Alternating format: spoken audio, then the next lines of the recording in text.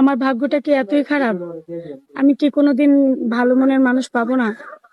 কেউ কি আমায় বিয়ে করবে না? আমিও তো চাই আমার এক সুন্দর একটা সংসার হোক। আসসালামু আলাইকুম আপু। ওয়ালাইকুম আসসালাম। আপু কেমন আছেন? এই তো আলহামদুলিল্লাহ ভালো। আমাদের এখানে কেন এসেছেন? বিয়ের জন্য। কেমন মনের মানুষ চাই?